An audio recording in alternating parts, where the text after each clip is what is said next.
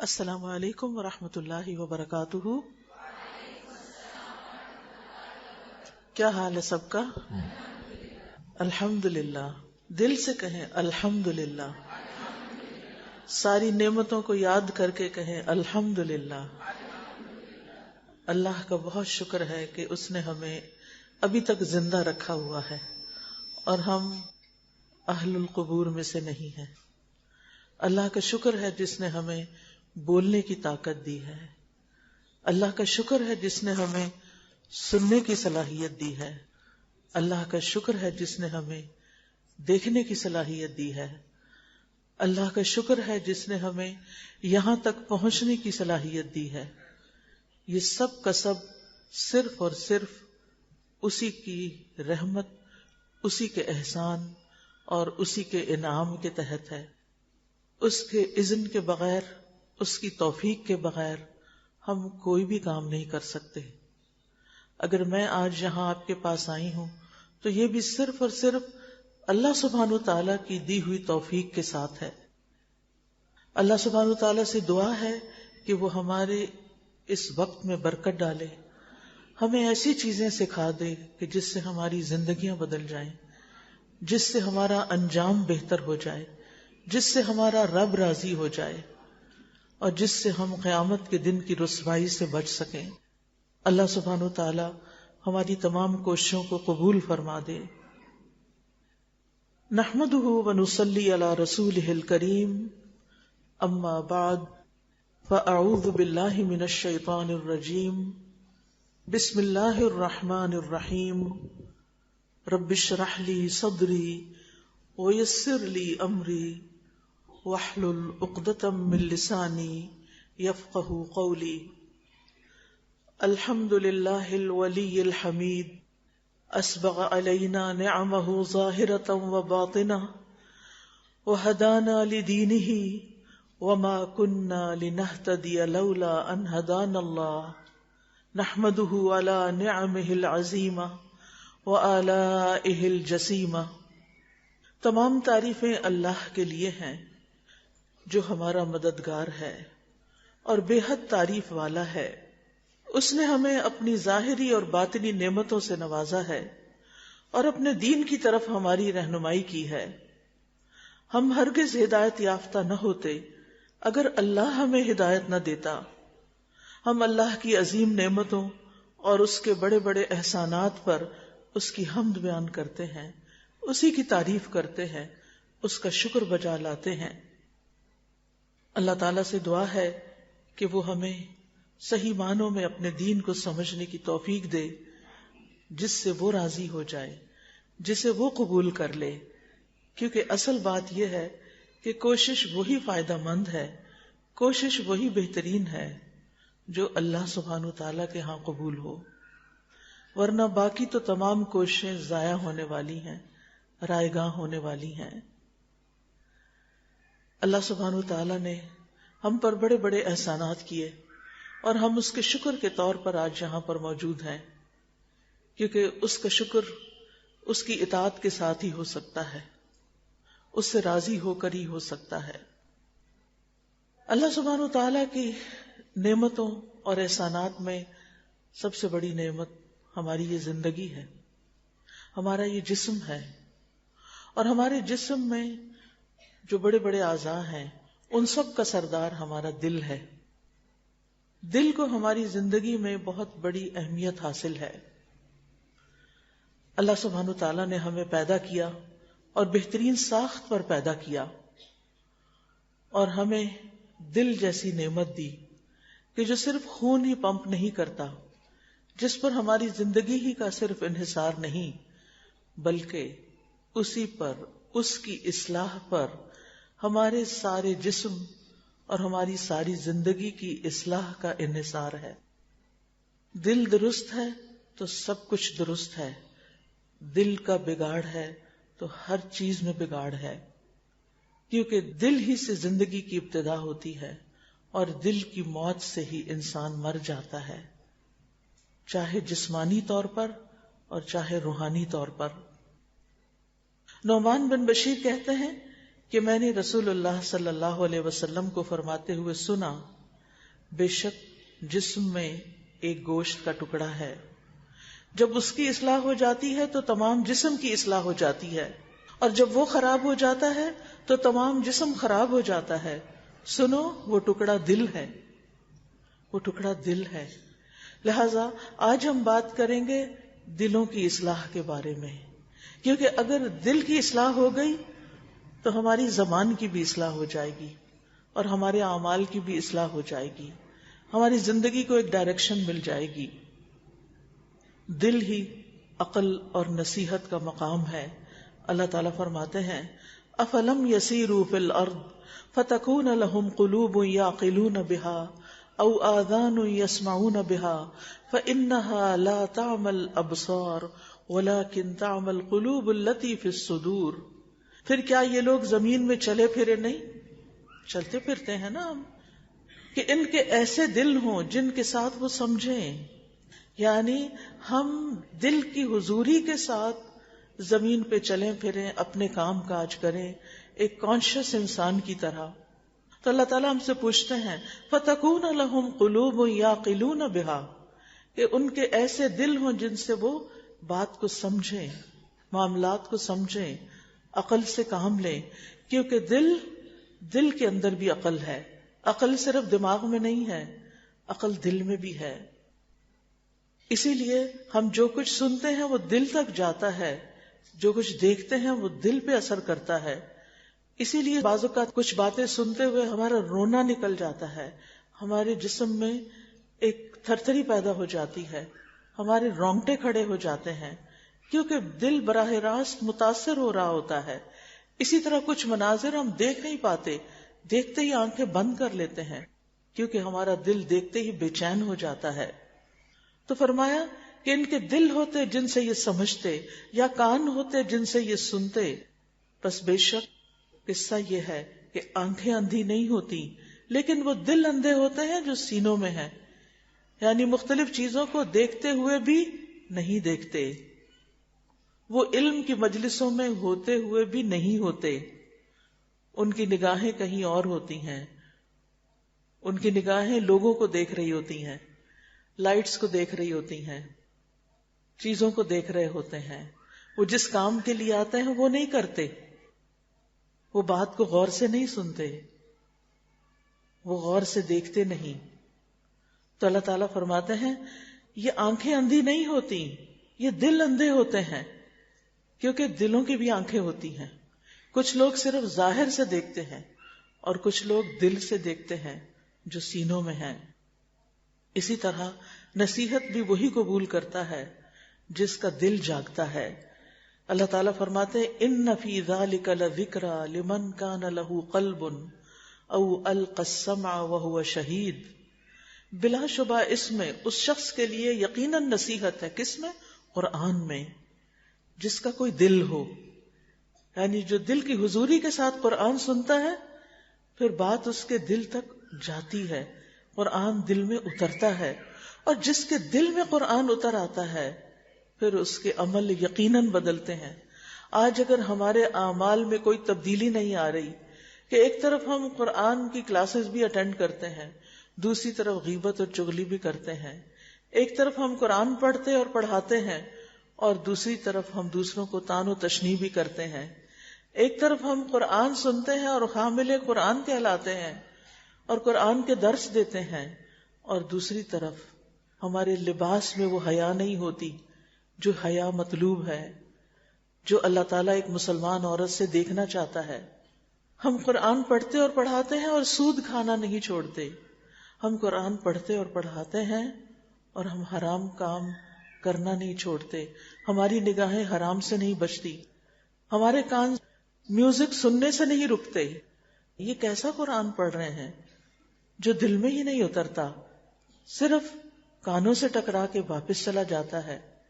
یا ہم بڑے بڑے نوٹس بنا لیتے ہیں لیکن ہمارے عمل میں کوئی تبدیلی نہیں آتی۔ لہذا ہماری پوری توجہ عمل کی تبدیلی پہ ہونی چاہیے۔ اس لیے جس دل میں قرآن اتر جاتا ہے پھر اس کے اندر خشیت آ جاتی ہے، اللہ کا خوف آ جاتا ہے، اور جس دل میں اللہ کا خوف آ جاتا ہے پھر اس کی زبان بند ہو جاتی ہے، پھر وہ بہت سوچ سمجھ کے بولتا ہے، بہت غور کرتا ہے، توجہ سے سنتا ہے. او القى السمع وهو شہید، کہ وہ کان لگاتا ہے کہ دل بھی حاضر ہوتا ہے. حضرت علی رضی اللہ عنہ نے ایک بات کہی، وہ کہتے تھے عقل دل میں ہوتی ہے. انہوں نے کوئی سائنس نہیں پڑھی تھی، کوئی بایولوجی نہیں پڑھی تھی، اناٹمی نہیں پڑھی تھی، کوئی لیٹسٹ ریسرچ نہیں پڑھی تھی، لیکن وہ قرآن کو جاننے اور سمجھنے والے تھے. لہذا قرآن کی روح سے وہ کہتے تھے عقل دل میں ہوتی ہے. جس کا دل جاگتا ہے وہ بات سمجھ جاتا ہے، اس کو تو اشارہ ہی کافی ہو جاتا ہے. اسی لیے اللہ سبحانہ و تعالیٰ اعرابیوں کے بارے میں فرماتے ہیں کہ جنہوں نے کہا کہ ہم ایمان لے آئے، قالت الاعراب آمنا قل لم تؤمنوا ولكن قولوا اسلمنا، تم کہو بس ہم نے اسلام قبول کر لیا، اطاعت قبول کر لی. ولما يدخل الايمان في قلوبكم، جبکہ ایمان تمہارے دلوں میں داخل ہی نہیں ہوا. یہ قرآن نے ان کے بارے میں گواہی دی کہ وہ صرف زبان کے مسلمان ہیں، صرف ظاہر کے مسلمان ہیں، ایمان دلوں میں نہیں اترا. لہٰذا یہ خطرے کی گھنٹی ہے کہ اگر ہمارا عمل تبدیل نہیں ہو رہا تو ہمیں ظاہر پہ مزید توجہ کرنے کی بجائے اپنے دل پہ توجہ کرنے کی ضرورت ہے. اور ایمان ایسی چیز نہیں کہ جو ایک جگہ بس ٹھک کے رہ جائے. ایمان بڑھتا بھی ہے، ایمان گھٹتا بھی ہے. رسول اللہ صلی اللہ علیہ وسلم نے فرمایا یقیناً ایمان تمہارے پیٹوں میں اس طرح پرانا ہو جاتا ہے جس طرح کپڑا پرانا ہو جاتا ہے. یعنی اگر ایمان بڑھانے پر توجہ نہیں کرتے تم تو دل میں ایمان پرانا ہو جائے گا، اور پھر اس کی تجدید کی، اس کو نیا کرنے کی ضرورت ہے. اور وہ نیا کیسے ہوتا ہے؟ فرمایا فاسألوا اللہ ان یجدد الایمان فی قلوبکم، اللہ سے سوال کیا کرو کہ اللہ تمہارے دلوں میں ایمان کی تجدید کرتا رہے، تمہارے دل میں ایمان کو تازہ کر دے، تمہارے دل میں ایمان کو جگا دے. لہٰذا ہم سب کو اللہ سبحانہ تعالیٰ سے دعا کرنی چاہیے کہ وہ ہمارے دلوں میں ایمان بھر دے، ہمارے دلوں میں یقین پیدا کر دے. آپ جانتے ہیں کہ یہ قرآن بھی نبی صلی اللہ علیہ وسلم کے دل پر نازل ہوا تھا، دماغ میں نہیں آیا تھا، دل پر.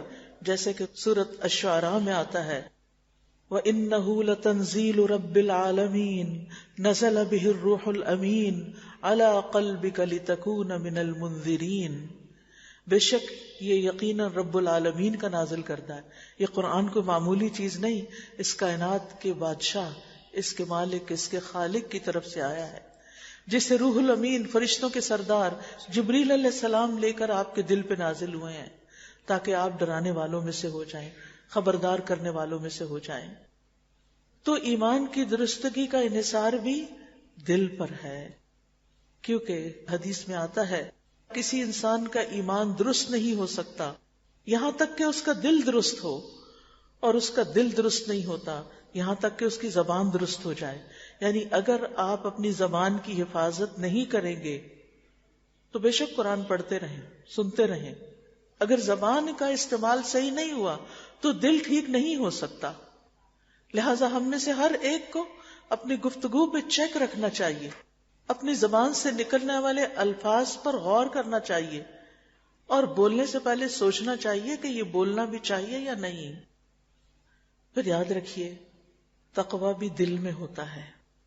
نبی صلی اللہ علیہ وسلم نے ایک موقع پر اپنے دل کی طرف اشارہ کر کے فرمایا تھا 3 بار التقویٰ ہا ہونا، التقویٰ ہا ہونا، التقویٰ ہا ہونا. اللہ کا ڈر، اللہ کی محبت یہ بھی دل میں ہوتی ہے. اور پھر اللہ سبحانہ وتعالی نے نفاق کا مقام بھی دل کو بنایا ہے، منافقت بھی دل میں ہوتی ہے. قرآن مجید میں آتا فَأَعْقَبَهُمْ نِفَاقًا فِي قُلُوبِهِمْ إِلَى يَوْمِ يَلْقَوْنَهُ. اللہ نے ان کے دلوں میں اس دن تک کے لیے نفاق ڈال دیا ہے جس دن وہ اس سے ملیں گے، یعنی اللہ تعالیٰ سے ملاقات کریں گے. قیامت تک ان کے برے اعمال کی وجہ سے اب ان کی اصلاح نہیں ہونے والی. اور پھر آپ دیکھیے کہ ہمیں نفاق سے پناہ مانگتے رہنا چاہیے اور اللہ سبحانہ تعالیٰ سے دعا کرتے رہنا چاہیے، اللہ ایمان کو تازہ کر دے دل میں اور میرے دل کی ساری منافقت باہر نکال دے. یہ دعا مانگنی چاہیے. جبیر بن نفیر کہتے ہیں کہ میں حمص میں ابو درداء کے پاس ان کے گھر پہ گیا. وہ اپنی مسجد میں کھڑے نماز پڑھ رہے تھے. جب تشہد میں بیٹھے اتحیات میں تو نفاق سے اللہ کی پناہ مانگنے لگے. یہ صحابی ہیں، صحابی رسول ہیں صلی اللہ علیہ وسلم، اور وہ تکرار کے ساتھ منافقت سے بچنے کی دعا کر رہے ہیں. ہم سب تو سمجھتے ہیں نا کہ نہیں، ہم کہاں سے منافق، ہمارے اندر کہاں سے نفاق، ہمارا تو ایمان ہی بہت اعلیٰ درجے کا ہے، ہم اپنے بارے میں بڑی خوش فہمیوں میں مبتلا رہتے ہیں. تو بہرحال وہ نفاق سے اللہ تعالیٰ کی پناہ مانگ رہے تھے. جب سلام پھیرا تو جبیر کہتے ہیں میں نے ان سے کہا اے ابو درداء اللہ آپ کو معاف فرمائے، آپ کا نفاق سے کیا تعلق؟ آپ اور نفاق، یعنی آپ تو صحابی ہیں، آپ کا ایمان تو اتنا بڑا ہے. انہوں نے 3 دفعہ کہا یا اللہ معاف فرما دینا، یا اللہ معاف فرما دینا. جو مصیبت سے بے خوف ہوتا ہے وہ مصیبت سے بچ نہیں سکتا. جو مصیبت سے بے خوف ہوتا ہے کہ مجھ پہ مصیبت نہیں آئے گی، وہ مصیبت سے بچ نہیں سکتا. اللہ کی قسم، آدمی ایک ہی گھڑی میں فتنے میں ڈال دیا جاتا ہے اور وہ اپنے دین سے پھر جاتا ہے. بعض اوقات کو ایسا لمحہ ہوتا ہے کہ شیطان اتنا شدید اٹیک کرتا ہے کہ انسان اپنے دین سے ہی پھر جاتا ہے، اس کا ایمان ہی چلا جاتا ہے یا ایمان کے اندر کمزوری آ جاتی ہے. تو یاد رکھیے ہم سب کو ضرورت ہے دلوں کے نفاق سے بچنے کے لیے اور اپنے دل کو بہترین بنانے کے لیے، کیونکہ جس انسان کا دل جتنا اچھا ہوگا اللہ سبحانہ و تعالیٰ اس سے اتنے ہی خیر کے کام لے گا، اس کو اتنی ہی اچھے کاموں کی اپرچونٹیز ملتی چلی جائیں گی. عبداللہ بن مسعود فرماتے ہیں کہ اللہ نے اپنے بندوں کے دلوں پہ نظر فرمائی تو قلب محمد کو صلی اللہ علیہ وسلم بندوں کے دلوں میں سے سب سے بہترین پایا، تو اللہ تعالیٰ نے ان کو اپنے لیے منتخب کر لیا، انہیں پیغمبری کا شرف عطا کر کے اپنے لوگوں کے لیے مبعوث فرما دیا. پھر قلب محمد کے بعد اپنے بندوں کے دلوں پہ نظر فرمائی تو اصحاب محمد صلی اللہ علیہ وسلم کے دلوں کو سب سے بہترین پایا، تو اس نے انہیں اپنے نبی کا وزیر بنا دیا، اپنے نبی کے ساتھی بنا دیا. نیکی کے کاموں کی اپرچونٹیز دلوں کی بہتری کے ساتھ ملتی ہیں. اگر آپ نیکی میں، خیر میں آگے بڑھ رہے ہیں، آپ کی نمازیں اچھی ہو رہی ہیں، آپ کے روزوں کا اہتمام ہو رہا ہے، آپ حج اور عمرے کا شوق رکھتے ہیں، آپ صدقہ خیرات کرنے والے ہیں، انسان کو جو نیکی کے مواقع ملتے ہیں اس کا انحصار بھی آپ کی دل کی حالت پر ہے کہ آپ کیا چاہتے ہیں. بعض اوقات ہم زبان سے کہتے رہتے ہیں ہم یہ چاہتے ہیں، ہمارا بہت دل چاہتا ہے ہم حج پہ جائیں، ہم عمرے پہ جائیں، لیکن یہ صرف زبانی کلامی باتیں ہوتی ہیں. اس لیے بہت ضروری ہے کہ ہم سب جب کچھ بولیں تو دل اور زبان میں فاصلہ نہ ہو، دل سے بولیں، جو کہیں سوچ کے کہیں. بعض اوقات ہم کہتے کاش میں یہ کر لیتی، کاش میں وہ کر لیتی. ہم کاش تو کہتے رہتے ہیں لیکن وی ڈونٹ مین اٹ. ہم اندر سے نہیں بول رہے ہوتے، ہم حلق کے اوپر سے بول رہے ہوتے ہیں. صرف زبان چل رہی ہوتی ہے، دل انکار کر رہا ہوتا ہے، اور دل اور زبان کا فرق ہی تو منافقت ہوتی ہے. فی قلوبہم مرض، ان کے دلوں میں بیماری ہے. لہذا ہم دل کی بیماری کا علاج کرنے والے ہوں. یاد رکھیے اللہ سبحانہ و تعالی ہماری شکل و صورت نہیں دیکھتا، ہماری یہ زیب و زینت نہیں دیکھتا، ہماری یہ رونقیں نہیں دیکھتا، ہماری یہ لائٹس نہیں دیکھتا. وہ ہمارے دل کو دیکھتا ہے، وہ ہمارے مال کو نہیں دیکھتا. ان اللہ لا ينظر الى اجسادکم ولا الى صورکم، اور ایک جگہ پر آتا ہے ولا الى اموالکم ولکن ينظر الى قلوبکم واعمالکم. اللہ تمہاری شکلیں، تمہاری صورتیں، تمہارے مال نہیں دیکھتا، وہ تمہارے دل اور تمہارے اعمال دیکھتا ہے۔ جو اللہ سبحانہ وتعالیٰ دیکھنا چاہتا ہے ہم اس کی تو پرواہ نہیں کرتے، اور جو بندے دیکھتے ہیں یا جو بندوں کو پسند ہے اس کے لیے ہم اپنی زندگیاں لگائے ہوئے ہیں، اس کے لیے ہم مال کا اعلیٰ ترین حصہ لگائے ہوئے ہیں، مال کمانے میں اور پھر مال کو اپنی زیب و زینت بنانے میں، اپنی شکل صورت سنوارنے میں۔ آپ دیکھیے کہ ہمارے مال کا کتنا بڑا حصہ صرف اس پر جاتا ہے کہ ہماری شکل و صورت کیسی ہے۔ ایک ایک کریم اور ایک ایک میک اپ کی چیز کتنے میں ملتی ہے؟ کیا جتنا ہم ہر مہینے جو میک اپ پہ خرچ کرتے ہیں اتنا ہم صدقہ خیرات بھی کرتے؟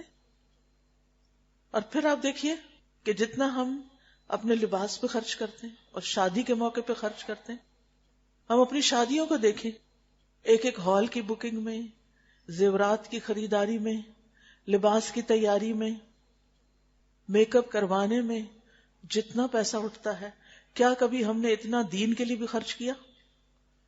کیا اس موقع پر ہم نے صرف امیروں کو ہی شادی پر بلایا یا غریبوں کو بھی کچھ کھانا کھلایا؟ اور اگر غریبوں کو کھلاتے ہیں تو کیا کھلاتے ہیں؟ ہماری زندگیوں میں کتنی دو رنگیاں ہیں۔ کیا نبی صلی اللہ علیہ وسلم کی سنت اور صحابہ کی سنت بھی ایسی ہی تھی؟ ان کے معاملات بھی ایسے ہی تھے؟ آج ہمارے کام میں برکت کیوں نہیں؟ کیونکہ ہمارے اندر اخلاص کا وہ درجہ نہیں۔ ہم چیزوں کو صرف ظاہر سے دیکھ کے کر رہے ہوتے، ظاہری حالتوں پہ کر رہے ہوتے ہیں، ہم اندر کی اصلاح کی فکر نہیں کرتے، اس کی کوشش نہیں کرتے۔ حالانکہ قیامت کے دن کیا ہوگا؟ افلا یعلم اذا بعثر ما فی القبور وحصل ما فی الصدور، کیا وہ نہیں جانتا کہ جو کچھ قبروں میں ہے وہ باہر نکال پھینکا جائے گا، اور جو کچھ سینوں میں ہے اسے ظاہر کر دیا جائے گا، جو دلوں میں ہے سامنے لے آیا جائے گا۔ اب آپ دیکھیں، ایک طرف اعمال نامے میں ہماری وہ باتیں جو بڑی خوبصورت ہم نے کی، اور دوسری طرف ہمارے دلوں کا گرج، بغض، نفرت، حسد اور خرابیاں وہ سامنے لا کے رکھ دی جائیں گی۔ کس قدر شرمندگی کی بات ہوگی کہ ہم کیا کرتے رہے، ہم اوپر سے کیسے تھے، ہم اندر سے کیسے تھے۔ سورۃ طارق میں آتا ہے یوم تبلی السرائر، جس دن چھپی ہوئی باتوں کی جانچ پڑتال کی جائے گی، اندر کی باتیں نکال کے پرکھی جائیں گی، یہ کیا تھی، یہ کیا کرتے رہے تم۔ ہم سمجھتے ہیں حساب ہمارے صرف ظاہری اعمال کا ہوگا، حساب اندر کا بھی ہوگا، دل کا بھی ہوگا۔ اسی لیے ہم دیکھتے ہیں کہ ابلیس کا جو حملہ ہے وہ انسان کے دل پر ہوتا ہے۔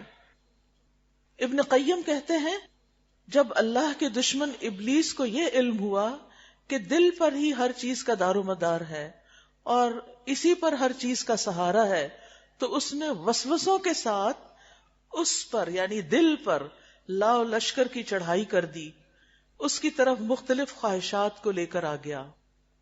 یعنی ابلیس وسوسوں کے ذریعے اور خیالات کے ذریعے اس نے دل میں خواہشات بھر دیں، اس کے لیے صراط مستقیم سے روکنے والے اقوال اور اعمال خوبصورت بنائے، اسے گمراہی کے ایسے اسباب کے ساتھ مدد دی جو اسے توفیق یعنی ہدایت کے اسباب سے ہی کاٹ کے رکھ دیتے ہیں، اس کے لیے ایسے جال پھیلا دیے اگر وہ ان میں گرفتار ہونے سے بچ بھی جائے تو ان سے پیدا ہونے والی رکاوٹ اور کجی سے بچ نہیں سکتا۔ یعنی ابلیس اتنی رکاوٹیں راستے میں ڈالتا ہے۔ لہذا ہم سب کو اس اعتبار سے بھی اپنے دل کی حفاظت کرنی ہے کہ ابلیس اس پہ کنٹرول نہ کر پائے، ابلیس کے کارندے اسے اپنے شکنجے میں نہ لے پائیں۔ اگر دل مطمئن ہے، دل کا جائزہ دل خود ہی لیتا ہے، تو آپ اپنے دل سے ہی اپنے دل کو پہچانیں، کیونکہ نیکی کا معیار یہی ہے۔ وابسہ کہتے ہیں میں رسول اللہ صلی اللہ علیہ وسلم کے پاس آیا تو آپ نے فرمایا تم نیکی کے بارے میں پوچھنے آئے ہو؟ میں نے کہا جی ہاں۔ آپ نے فرمایا اپنے دل سے پوچھو۔ نیکی وہ ہے جس سے تمہارا نفس مطمئن ہو، اور گناہ وہ ہے جو تمہارے دل میں کھٹک جائے اور تمہارا سینہ اس کے بارے میں متردد ہو جائے، شک میں پڑ جائے، چاہے لوگ تمہیں فتویٰ دیں، بار بار فتویٰ دیں کہ تم بالکل ٹھیک کر رہے ہو، لیکن اگر تمہارا اپنا دل کھٹک رہا ہے تو پھر اس میں خیر نہیں. اپنے دل سے پوچھو. ابن مسعود کہتے ہیں وہ شخص ہلاک ہوا جس کا دل نیکی کو نیکی اور برائی کو برائی نہ کہے. جس کا دل نیکی کو نیکی اور برائی کو برائی نہ کہے. اور جب دل بگڑ جاتا ہے نا، جیسے انسان بیمار ہوتا ہے تو اس کے منہ کا ذائقہ کڑوا ہو جاتا ہے، لہذا وہ جو کچھ پیتا ہے اس کو کڑوا ہی محسوس ہوتا ہے. ایسے ہی جب دل بگڑ جاتا ہے تو پھر انسان کو پتہ نہیں چلتا کہ وہ کیا کر رہا ہے، جو کر رہا ہے وہ صحیح بھی ہے یا نہیں ہے. اور اس بات سے بھی ڈرنا چاہیے کہ بندوں کے دل اللہ کے ہاتھ میں ہیں، جدھر چاہے موڑ دے. تو دل کی حالت بدلتی بھی رہتی ہے. حدیث میں آتا قلب کو قلب اس لیے کہتے ہیں کہ وہ الٹتا پلٹتا رہتا ہے، پلٹے کھاتا رہتا ہے. نبی صلی اللہ علیہ وسلم نے فرمایا دل کی مثال پر کی طرح ہے. جیسے پرندے کا پر ہوتا ہے نا، جو کسی درخت کے تنے کے ساتھ لٹکا ہوا ہو، یعنی پرندے بیٹھتے ہیں اور بعض اوقات ان کا پر ٹوٹ کے درخت کے ساتھ چمٹ جاتا اور ہوا اسے الٹ پلٹ کرتی رہے، ادھر کا جھونکا ہے وہ ادھر چلا جاتا ہے، ادھر کا جھونکا ہے ادھر چلا جاتا ہے، کبھی سیدھا ہو جاتا ہے کبھی الٹا ہو جاتا ہے. رسول اللہ صلی اللہ علیہ وسلم نے یہ بھی فرمایا کہ آدم کا دل اس ہنڈیا سے بھی زیادہ تیزی سے بدلتا ہے جو خوب کھول رہی ہو. یعنی اسی طرح دل کی حالت فوراً فوراً فوراً تبدیل ہوتی رہتی ہے. قرآن مجید کا مطالعہ اگر ہم کریں تو اس سے پتہ چلتا ہے کہ دلوں کی 3 بڑی قسمیں ہیں. ایک قلب سلیم، ایک قلب مریض اور ایک قلب میت. قلب سلیم کیا ہے؟ سلامت دل جو شکوک و شبہات اور شہوات سے پاک ہو.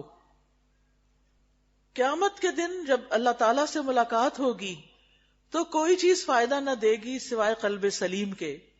یوم لا ينفع مال ولا بنون الا من اتى الله بقلب سلیم. اس دن کوئی مال اور بیٹے فائدہ نہ دیں گے مگر جو اللہ کے پاس قلب سلیم لے کر آیا، سلامت دل لے کر آیا. یہ کس کا دل تھا؟ ابراہیم علیہ السلام کا دل تھا.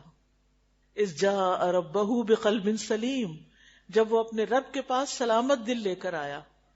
کیسا تھا ابراہیم علیہ السلام کا دل؟ اللہ سے ڈرنے والا، اللہ سے محبت کرنے والا، نیکی کے کاموں میں رغبت کرنے والا، گناہوں سے بچنے والا، نیکی پر پختہ عزم رکھنے والا، حتیٰ کہ جب انہیں آگ میں پھینک دیا گیا تو اس پر بھی ان کے ایمان میں کوئی لغزش واقع نہیں ہوئی. قلب سلیم وہ ہوتا ہے جو حسد سے پاک ہو، بغض اور کینے سے پاک ہو، مخلوق سے محبت کرنے والا ہو، دوسروں کی عزت کرنے والا ہو، ان کو رسپیکٹ دینے والا ہو، اپنی ذات پر دوسروں کو ترجیح دینے والا ہو، معاف کرنے والا ہو، کثرت سے اللہ کو یاد کرنے والا ہو. یہ علامات ہیں قلب سلیم کی. ان علامتوں کی روح سے روشنی میں اپنے دل کو پرکھیے کہ کیا میرا دل واقعی قلب سلیم ہے؟ کیا میرے اندر یہ خوبیاں ہیں؟ اگر نہیں تو فکر کرنی چاہیے اور ان خوبیوں کو اپنے اندر لانا چاہیے. دوسرا دل مریض دل ہے جو شکوک و شبہات اور خواہشات سے بھرا ہوا ہوتا ہے. اللہ سبحانہ وتعالیٰ نے بھی اس کی خبر دی ہے قرآن مجید میں کہ جو منافقین ہوتے ہیں فی قلوبہم مرض فزادہم اللہ مرضا، ان کے دلوں میں ایک بیماری ہے تو اللہ نے انہیں بیماری میں اور بڑھا دیا ہے. وہ کون سی بیماری ہے؟ وہ نفاق کی بیماری ہے، وہ دنیا کی محبت کی بیماری ہے، وہ دنیا کی چیزوں سے محبت کی وجہ سے جو خواہشات ہیں ان کی بیماری ہے، یا پھر شکوک و شبہات ہیں. پھر اسی طرح جو بیمار دل ہوتا ہے اس کے اندر گند بھرا ہوا ہوتا ہے. جیسے جسم میں ٹاکسنز بھر جاتے ہیں نا تو انسان بیمار ہو جاتا ہے، پینز شروع ہو جاتی ہیں باڈی میں، تھکاوٹ ہونے لگتی ہے، کیونکہ ڈاکٹرز کہتے ہیں کہ جسم میں زہریلے مادے بھر گئے ہیں. پہلے زمانے میں اسی لیے وہ ہم درد کی ایک دوا ہوتی تھی صافی، وہ دیا کرتے تھے تاکہ خون صاف ہو. ایسے ہی ہے نا، خون کو صاف کرنے کے لیے، کیونکہ خون جب زہریلا ہو جاتا ہے تو وہ دل سے نکل کے سارے جسم کو زہریلا کرتا ہے. وہ دل کو بھی بیمار کرتا ہے اور باقی جسم کو بھی تھکا دیتا ہے، کیونکہ جسم اس کو قبول نہیں کرتا. لہذا انسان بیمار ہو جاتا ہے. اسی طرح جب دل میں گندگیاں بھر جاتی ہیں، نفرتیں بھر جاتی ہیں، انتقام کی آگ بھر جاتی ہے، حسد بھر جاتا ہے، بغض بھر جاتا ہے، تو دل بیمار ہو جاتا ہے. پھر انسان کے سارے اعمال اس کے تابع ہو جاتے ہیں. انسان کی مسکراہٹ، انسان کی گفتگو، انسان کی مسکراہٹ پھیکی ہو جاتی ہے، انسان کی بات ہلکی ہو جاتی ہے. وہ اوپر اوپر سے باتیں کر رہا ہوتا ہے، اس کی بات میں کوئی وزن نہیں ہوتا، اس کی بات میں کوئی اثر نہیں ہوتا، اس کی بات کو کوئی قبول نہیں کرتا، کیونکہ وہ سب مصنوعی باتیں ہوتی ہیں.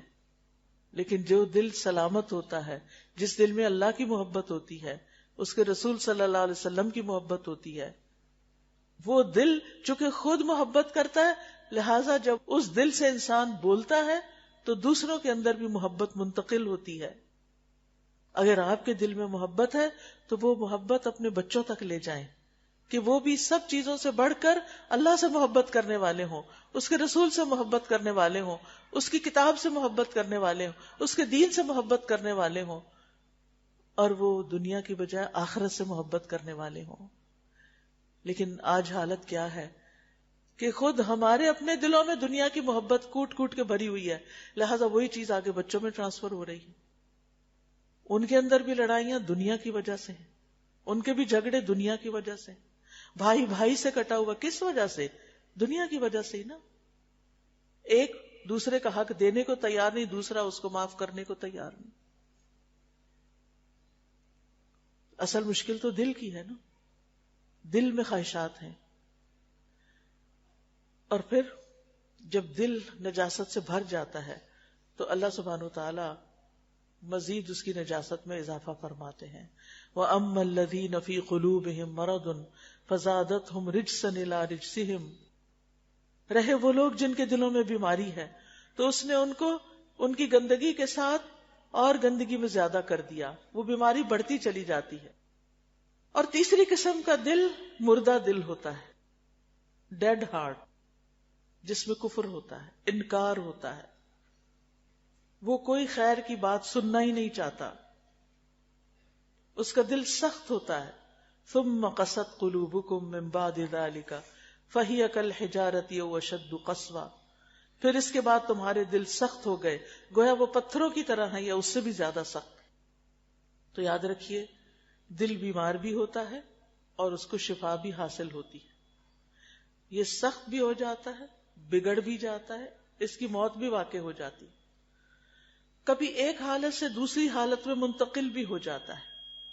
اور دل کی بیماریاں انسان کو دکھ دیتی، جیسے جسم کی بیماریاں انسان کو تکلیف دیتی ہیں، ایسے ہی دل کی بیماریاں انسان کو پریشان رکھتی ہیں، جیسے غصہ ہے، غم ہے، نفرت ہے. اور کچھ بیماریاں ایسی جو انسان کو فتنے میں ڈال دیتی ہیں اور انسان سیدھے رستے سے ہٹ کے بگاڑ کے رستے پہ چلنے لگتا ہے. یاد رکھیے دل کا مرض جسمانی مرض سے زیادہ خطرناک ہے. جسمانی مرض موت کے بعد ختم ہو جاتے ہیں. آپ نے دیکھا ہوگا کہ جب کوئی بیمار ہسپتال میں کافی دن رہے اور اس کے بعد اس کی ڈیتھ ہو جائے تو ڈیتھ کے بعد اس کی ساری بیماری ختم ہو گئی. ایسا ہی ہے نا، مرنے والے موت کے بعد کمر میں بیماریاں نہیں لے کے جاتے، لیکن بیمار دل موت کے بعد بھی بیمار رہتا ہے، اس کو قبر میں بھی چین نہیں آتا، وہ ہمیشہ کے لیے بے چین رہتا ہے. لہذا اگر آپ چاہتے ہیں کہ سکون کی موت مریں تو یہ سکون اس دنیا میں ہی حاصل کرنے کی کوشش کریں، وہ کام کریں جس سے آپ کے اندر اطمینان بھر جائے. جسمانی بیماری سے مرنے والا شخص اگر نیک ہو تو بلند جنتوں میں پہنچ جاتا ہے اور وہاں اس کو خوشحالی ہی خوشحالی ملتی ہے. لیکن دل کا مریض اگر مر جائے تو اس کو جنتوں کی خوشیاں نصیب نہیں ہوتی. جسمانی مرض کتنا ہی خطرناک کیوں نہ ہو، اس کا اثر صرف دنیا تک رہتا ہے. دل کی بیماری موت کے بعد ہمیشہ کے لیے باقی رہتی ہے. اس لیے ضروری ہے کہ ہم دل کا علاج کریں.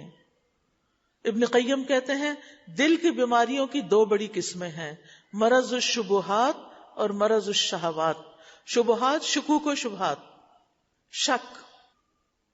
اب یہ آپ دیکھیے آج ہماری یوتھ کا حال کیا ہے، انہیں اللہ کے بارے میں شک ہے، انہیں قرآن کے بارے میں شک ہے، انہیں رسول کے بارے میں شک ہے، انہیں احادیث کے بارے میں شک ہے، ان کی زندگی میں ہر طرح کے شکوک و شبہات ہیں، ان کے دل بیمار ہیں، ان کے دلوں پہ کام کیجئے۔ اور دوسری طرف مرض الشہوات ہے، خواہشات۔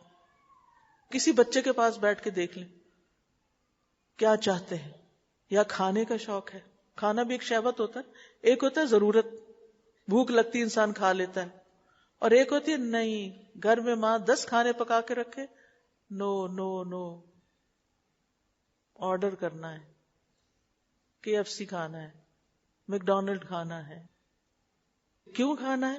کل میں نے ایک بچے سے پوچھا کیوں کھانا ہے؟ اس کا ٹیسٹ اچھا ہوتا ہے۔ میں نے کہا بیٹا ٹیسٹ کے لیے نہیں کھاتے، ہمارے جسم کو صرف ٹیسٹ کی ضرورت نہیں ہے، ہمارے جسم کو طاقت چاہیے جو جنک فوڈ سے نہیں ملتی۔ لہذا جتنی چاہیں جنک فوڈ کھا لیں، آپ موٹے تو ہو سکتے ہیں، بیمار تو ہو سکتے ہیں، لیکن آپ طاقتور نہیں ہو سکتے، آپ کا دل دماغ صحت مند نہیں ہو سکتا۔ اس لیے ان دو چیزوں کا علاج ضروری ہے، ایک کس کا؟ خواہشات کا، دوسرے شکوک و شبہات کا۔ اپنے ایمان کو یقین کے ساتھ لیجئے، دل میں یقین رکھیے کہ اللہ ہے، دل میں یقین رکھیے کہ رسول اللہ صلی اللہ علیہ وسلم آئے تھے۔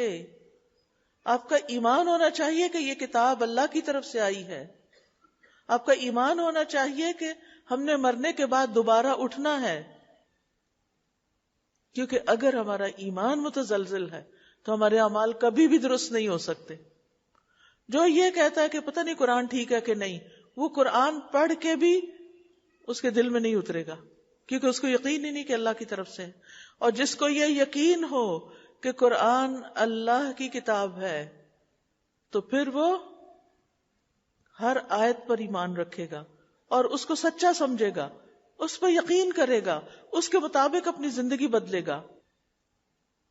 مثال کے طور پر اگر آپ کو یہ پکا یقین ہو کہ یہ آیت ان اللہ علی کل شیء قدیر سچی آیت ہے، اللہ کی طرف سے ہے، اور اس کا معنی بھی بالکل درست ہے کہ بے شک اللہ ہر چیز پر قدرت رکھتا ہے، اللہ تعالیٰ سب کچھ کر سکتا ہے۔ اگر آپ کو یہ یقین ہو تو پھر آپ کیا کریں گے؟ آپ پریشان نہیں رہیں گے، آپ کی دعائیں بہت اچھی ہو جائیں گی، کیونکہ آپ کو یقین ہے کہ جو میں مانگ رہی ہوں اللہ تعالیٰ وہ دے سکتا ہے۔ وہ نہ دے تو وہ اس کی کوئی حکمت ہے، اس میں کوئی مصلحت ہے، اس کی کوئی اور وجہ ہے، لیکن ایسا نہیں کہ اللہ دے نہیں سکتا اس لیے نہیں دے رہا۔ ایسے میں انسان کا توکل بڑھتا ہے کہ میں اپنے سارے معاملات اللہ تعالیٰ کے سپرد کرتی ہوں، کیونکہ وہ میرے مشکل حالات کو آسانی میں بدل سکتا ہے۔ سَيَجْعَلُ اللَّهُ بَعْدَ عُسْرِ يُسْرًا، عسر کے بعد یسر آئے گا، تنگی کے بعد آسانی آئے گی، اللہ سب کچھ کر سکتا ہے۔ لہذا شکوک و شبہات کو دل سے نکالیے، اور اسی طرح خواہشات کو دل سے نکالیے۔ خواہشات کس چیز کی خواہشات؟ زیادہ دنیا جمع کرنے کی خواہشات، رنگ رنگ کے کپڑوں کی خواہش، رنگ رنگ کے کھانوں کی خواہش، رنگ رنگ کی دنیا کی چیزوں کی خواہش، صرف دنیا ہی کے گھر خوبصورت بنانے کی خواہش، اور آخرت کی طرف سے غافل ہو جانا، آخرت کو بھول جانا۔